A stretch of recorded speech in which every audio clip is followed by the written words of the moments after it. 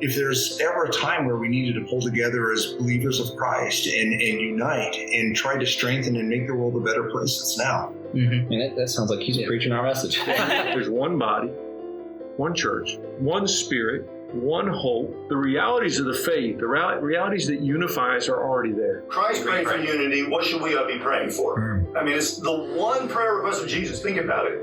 In the Bible, that we actually have a say in whether or not it comes to fruition or not. I think in what God has done in you guys in this podcast and the multitude of folks that you're reaching, the diversity, whatever God intended when you started this, He's able to bring it to completion.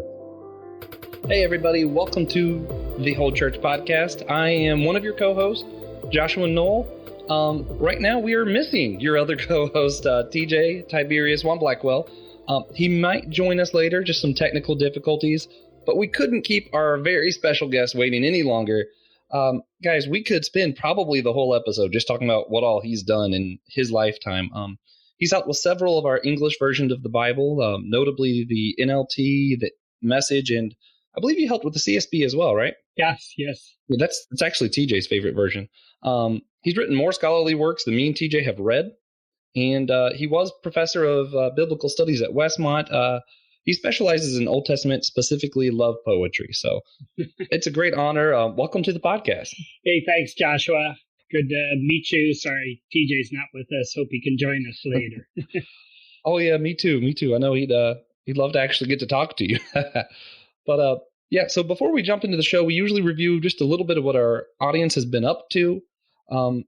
We do what's called our Mundane Monday. We asked our audience if they would prefer to drink out of a bottle or can. We had 12 people say they'd prefer a bottle. 4 people said can. Most people ignored that. So there you go. But yeah, today we're going to talk about unity within scholarship, reaching across kind of like the fundamental and what some people might call the more liberal divide.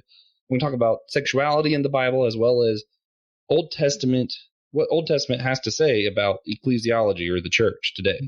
So that's sort of our topics. And before we start, we always like to ask a silly question, Dr. Longman. And today's TJ would love, because it's about ping pong. We wanted to ask, and I'll answer first, give you time to think about it. Would you rather play ping pong using a tennis racket or tennis using a ping pong paddle? I'm going to say that I would rather play tennis using a ping pong paddle. I'm assuming the other person has to play by the same rules, so it'll be just as difficult for them as it is me. And that just sounds funnier to me. So that's pretty much my whole reasoning there. Yeah. But yeah, they both. So, Dr. Longman, I don't know how long it's been since we've done a Would You Rather, but yeah. Well, that's a tough one because both would be very difficult. And by the way, in terms of racket sports, I'm a squash player, which squash is a not well-known game that the British started years ago, and not a lot of Americans play it. But I played. Yeah, you got to be a little bit tougher to play that one. Yeah, I played since I was very young because my father was an All-American squash player at Princeton, and so he taught me. I was never as good as he was, and never as good as my son, Tremper Longman IV.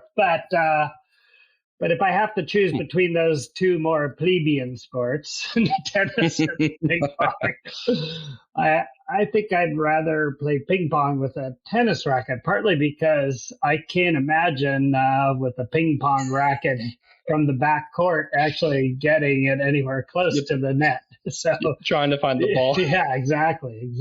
No, that's a hard one. Yeah, I'd need to renew my prescription on my glasses before I try it. Exactly. Oh, man. Well, that's funny. So jumping into sort of the meat of the show. So one of your more, it might be your most recent, I don't think it is. I was reading, was it Confronting Old Testament Controversies? Yeah. Is that the name? Okay. Yeah, that's right. I'm terrible with the names of some books, but right. I remember reading it, and you mentioned some of the people you have kind of peer review your work, and I noticed there were some that some people might consider more fundamentalist, and there were some people that people might think of as, almost liberal. I know Pete Enns is labeled that a lot. How do you get people from kind of both sides of that perceived divide working with you on a project like that? Yeah, well, that's a great question, and you're right. It's not my most recent book. I've actually written another book on the Bible and politics, which is just as controversial as Yeah, I'm scared to touch that one. And then How to Read Daniel, which is less controversial, even though Daniel can be controversial in terms of its interpretation. But yeah, no, I think the reason why there are two reasons. One, you develop friendships over years of, knowing people and writing and establishing relationships of trust to a certain extent. And also by interacting with other people's viewpoints that you disagree with respect and with appreciation, and knowing where they're coming from. So with Pete Enns, for instance, it was very easy because Pete's one of my closest friends, and he was actually my student years ago, which kind of dates me, but he was my student in the early 80s. I encouraged him to go off to school. He went to Harvard to get a PhD. Then there was an opening at Westminster Theological Seminary when I was teaching there and hired him as a colleague. I ended up leaving Westminster before he did, but we continued to collaborate. But, we don't agree on everything, including some of the topics I was covering in that book. So I sometimes describe that book as a loving pushback on Pete Enns. But I actually, probably, and it also kind of depends on how people, respond to you too. I do have difficulty with people on either side of the spectrum, but this is more of a issue, I think, with people on the more fundamentalist side who tend to sometimes they tend to react in a extremely negative, divisive, and marginalizing way, like you can't be a Christian if you believe X, Y, or Z kind of thing. And that you really have to pray a lot when you're interacting at that point. That might be some great advice. Yeah. As a church unity podcast, we just really found it, fascinating. Especially because, when I read your intro and you said you were going to push back a little bit and you named him as a friend, and I was like, okay, so he might mention him in like a sentence or two. And I was like, oh, well, there's a whole section in part of this where he's like, here's Pete's view and why I disagree. And I was like, oh, he's not shy about it, and they're still willing to work with him. So I'm like, that's something I think a lot of people need to work on, right? Where we need to be able to disagree in unity. Yeah. And some people even think of that as antonyms almost when I think you pulled it off really well. It's very impressive that people are able to work with you in that way. Well, thanks. Yeah. And I do think, and we may come back to this more, that we got to remember what's really clear and essential in the Bible, which are matters that pertain to our salvation, things that are captured in the primary creeds, like the Nicene Creed and the Apostles' Creed. Those are kind of hills to die on. Whereas a lot of the fights take place on secondary matters that aren't essential to salvation. Okay. Interesting. Yeah, I think I'd have to agree with you on that. We TJ's the one who always remembers the numbers of episodes. So listeners forgive me, but we did an episode early on. It was like tribalism and idolatry talk, something like that. And we had two of my old professors on the show, and that's sort of what he lays out as there's first, second, and third tier issues. And the first tier is exactly what you were talking about. And that's sort of the framework that we've used for our show since then. It's just we have those first tiers, like that foundation. The second tier, I think it was maybe we shouldn't go to the same church, but we could still call each other Christian. And third tier is we could still go to the same church and just kind of make fun of each other in the pews. But So we wanted to ask whether you thought, sorry, just kind of jumping ahead here, a proper hermeneutic, is that a way for us to be able to understand some of these creeds and kind of find more common ground and unity together better? Yeah. Well, I think we all need to work hard to have a proper hermeneutic.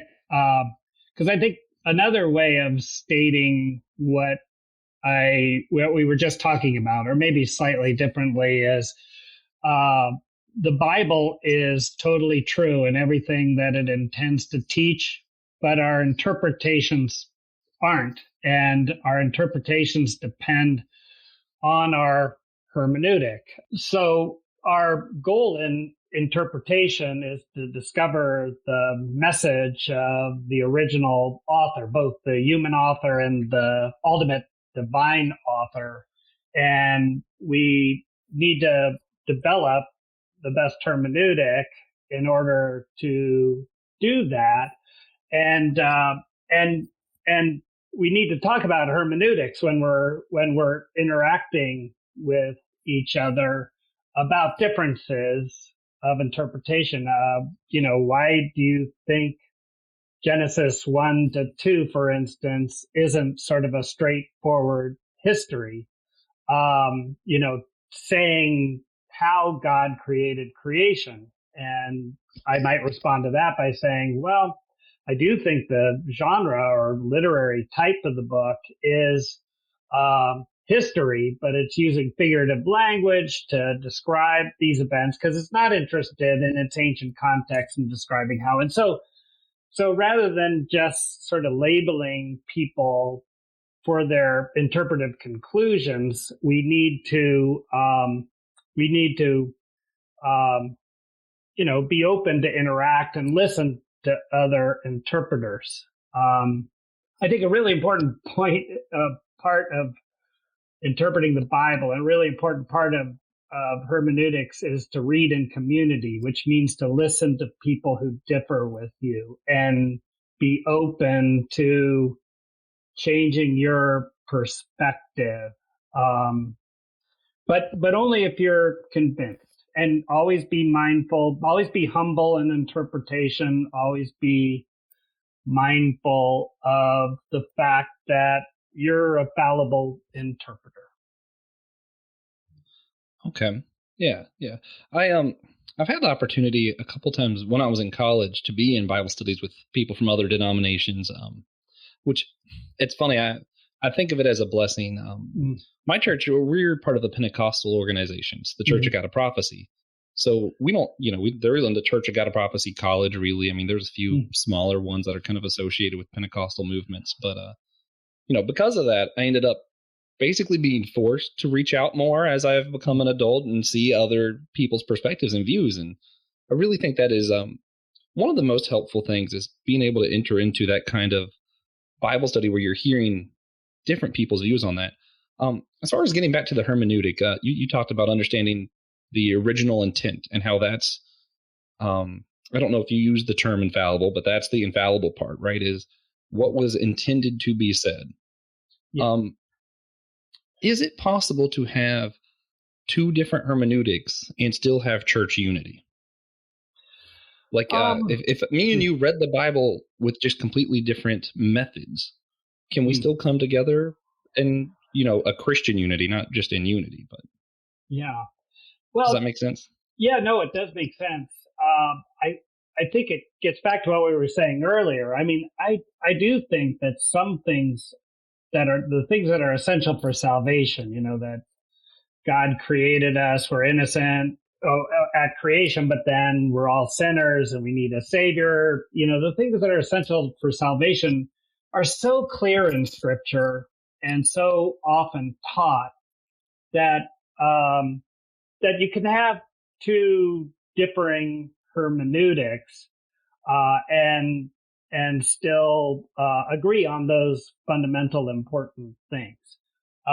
However, on those second and third tier things we were talking about earlier, we're going to have differences, and so there is a reason why we might have different denominations, but Baptists shouldn't turn around and call Presbyterians, non-Christians. We differ on some important yet not essential matters. And that's even more the case for the third tier things. In one sense, you know, so, but I do think, you know, that we need to keep talking hermeneutics as well as talking our interpretive conclusions.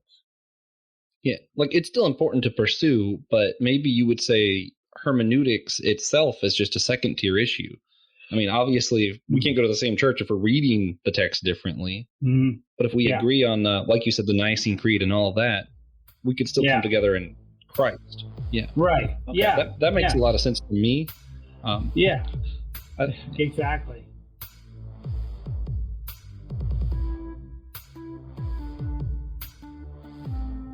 Hey guys, we just wanted to take a quick break to tell you a few ways that you could support the Whole Church Podcast, your favorite church unity podcast.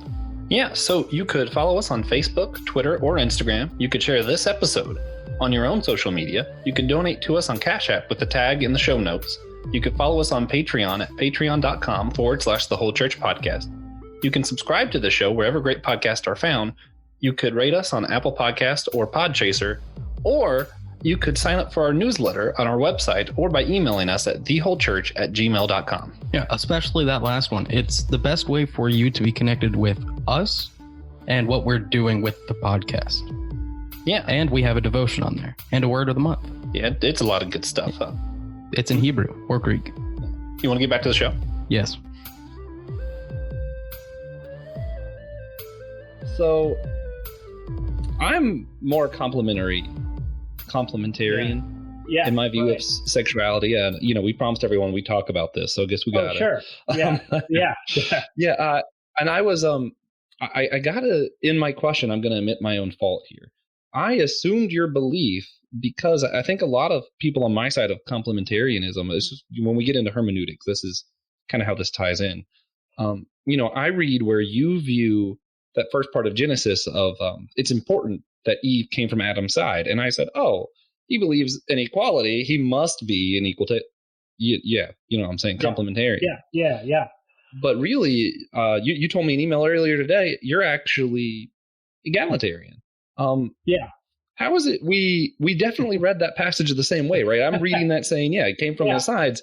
But here we are having two different sides of this issue. How does that happen? Well, that's a good question. I think one of the ways it happens is, even though Genesis 2 is very clearly, in my opinion, you can read it in a complementarian way where women have a certain defined rule or you know, is somehow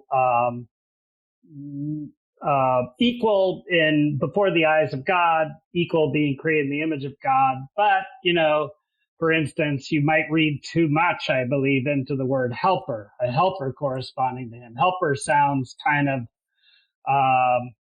subordinate to the person whom they're helping. However, that would be what I would say to a person who held that view. I'd say, well, look at the way the word is used in the book of Psalms. That Hebrew word helper, which is Ezer, is used of Yahweh. Yahweh is the helper of Israel. And so you say you can't really read into that word some kind of subordinationism. So I do think they complement each other, you know, that men and women are different, but I think that they're equal in before the eyes of God. I don't think there are clearly defined roles where, for instance, women can't be pastors. I'm in favor of women's ordination, and so forth. But it becomes complicated, of course, by the fall and the introduction of sin in Genesis 3. And that's where the power imbalance comes in. You'll remember the punishment of the woman is that you will desire your husband and he will rule over you. So what a lot of people don't recognize is that this word for desire is not a common word for desire. And I think we should take our cue from its use in Genesis 4, where God says to Cain, Cain, sin desires you. So it's not a romantic desire. It's a desire for the woman to control the man and then come back. So the question then becomes, do we just settle into that kind of patriarchy that we do read about in the Old Testament? Or, like the punishment of Adam includes thorns and thistles as he's working. I mean, we pick the weeds, right? So we can work can work against that kind of problematic power differential. And so the Old Testament takes Israel where they are. I mean, the case law, for instance, in matters like slavery and polygamy and patriarchy, and moves them toward the Edenic ideal, the ideal that we see in Genesis 2. So that's why I'm egalitarian, but I also was a complementarian for many years, and I can appreciate why people would come to that perspective. So there's room for discussion there. No, I gotta be honest. I'm sort of, I really shouldn't use either term, which is the problem once we start putting labels on things. Because I do agree with women pastors. Yeah, but I also, I think, I'd still believe in gender roles, and I think what that is we both found that same thread, right? That thread of she came from the side. You being much more accredited than I, but we followed that just in different ways, it seems. And maybe as I learn more, I'll fall more in line with your view, or maybe not. Well, well, that's why we have the discussion. I mean, I take the creation from the side as, it's not from his head or from his feet. Spurgeon said this too, and he was basing his comment on what rabbis said, not from their head, not from his head as if superior, not from the feet as if inferior, but from the side where they're, and the terms themselves can be a little bit misleading, but you sound like what we call a soft complementarian. They're hard complementarians, soft complementarians. Yeah, I don't in any means believe that one's above the other, right? I just believe that there's different roles, which again, that's why labels kind of suck, honestly. I was going to ask if I'm allowed to say suck. TJ's not here to stop me, so sorry, listeners. Hey, that's all right. I have whenever I talk about the book of Ecclesiastes and talk about what the message of the preacher is in the book, I always say, even in sermons, that the preacher thinks that life sucks and then you die. I gave that sermon. True, though. I gave that sermon once in a Christian college in Arkansas, and I got all the students' attention, but I found out afterwards that some preaching professor said there are 5 words you should never use in a sermon, and that was one of them. So my response was, I'm kind of curious what the other 4 are. Yeah, me too. But I proved that guy wrong. Well, so that being said, I'm just man, I've been as I said, I've read many of your books. So naturally, I listen to several other podcasts you've been on. Is there ever any question that you just wish someone would ask you? Basically, I'm asking you to do my job for me. If you could just come up with a really good question for yourself. Well, I do so many different podcasts, Joshua. I mean, I do them on politics. I do them on the Bible and politics. I do it on various biblical books. But I don't get a lot of questions about the Song of Songs. But actually, the Song of Songs is an extremely important book because it's one way that God is telling us that sexuality is a good and healthy thing when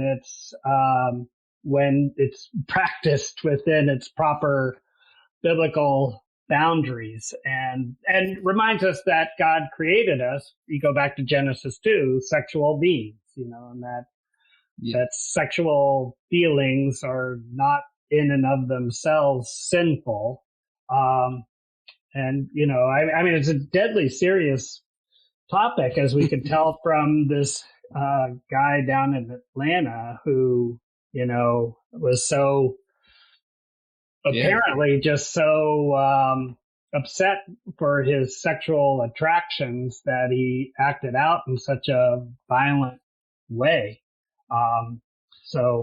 Yeah. Now, oh man, I just can't help but chase some rabbits.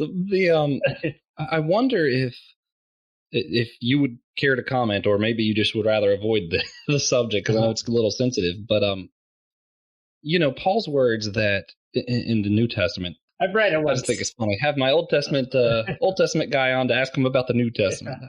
But man, Paul says if you can't resist, basically, I'm paraphrasing because I don't have it memorized. But if you can't resist, you should just get married. Mm-hmm. Would you say that you think that guy with that kind of desire, he should have been encouraged to just go ahead and get married, or do you think that would have not really resolved that issue at all? Well, I first of all, I mean, I don't know this person. I don't know exactly how he got, but I understand that he kind of grew up. We can only do hypotheticals, really. Yeah, so we won't talk about him specifically, but I do think that for the past generation, there's been this emphasis on what they call the purity culture. That one author who writes a lot of helpful and good things. I remember Kevin DeYoung wrote a book on sexuality where he said something like, well, I didn't do this, but I encourage everybody to treat their girlfriend like their sister until the day they get married. I think that is both unreasonable and dangerous because it's kind of weird. and it is, yeah, but what he means is yeah, no, I know. Yeah, I got you. So yeah, no, you're right though. My friend Dan Allender, who's a psychologist, and I wrote a book called God Loves Sex, where we talk about this, that God created us sexual beings. Again, our sexual feelings are not inherently perverse, though because we're sinful, we're often tempted to act those out in a sinful way. So we need to be mindful of that, but not by repressing our sexuality. And so I think maybe one of the things to keep in mind is that intimacy isn't necessarily nothing and then everything, nothing until you get married kind of thing. It isn't treat your girlfriend or your fiance like your sister, but there's a growing, as commitment grows, so does physical intimacy. It's always stopped short, of course, of sexual intercourse, which is reserved for marriage. But yeah, this is not the place to get into the how far is too far question. It's kind of like drinking, it's sort of like some people shouldn't drink at all. Yeah. Let's just we'll say that there is such thing as too far. Yeah. But hey, if you're 13 and you have a girlfriend, I'm okay with you kissing her on her hand. I'll tell you at least that much, right? That's not weird. Right. That's not weird. God's not mad at you. But right, exactly. Oh man, well, I gotta move on. We're running out of time. Which I knew this would happen. Usually TJ pulls the reins and says, Josh, you need to, we got to wrap it up. And I just so glad I got to speak with you about some of the things we were able to speak about. And it's been an honor to have you on, man. One thing we always like to ask our guests before we start wrapping up, we like to ask, if you had to give our listeners just a single tangible action, something that when this show ends, they'll just go do this. They can just go do it. Yeah. And that thing would help maintain church unity. What would it be? Well, I would be, listen to other people, consider what they're saying. Don't lash out. Be humble. How about that? Just adopt a attitude of humility, which if you read the book of Proverbs, that's how somebody that's how wisdom comes, by being humble and not proud, listening to other people, and so forth. Oh yeah. Which I'll say to tackle onto that and maybe help be a little bit more tangible for some people. In reading your book, the Confronting Old Testament Controversies, I noticed you would talk about both perspectives, and obviously when you referenced it, you'd put what books it were. And for the first section where you deal with creationism, and I'd like to not give my views for people because, it's hard to be church unity guy if people know where you stand on things. So. Yeah. But I'll say that I found one of the books you talked about the most that disagreed with my position, whatever that may be. And I went ahead and ordered that on Amazon because I was like, hey, I want to understand that side better. Right. Yeah. And I think that's a tangible way to do what he's talking about. Humble yourself and listen to someone else's view. Think about a view that you hold about the Bible. Look up a good book on the opposite view and then just read it.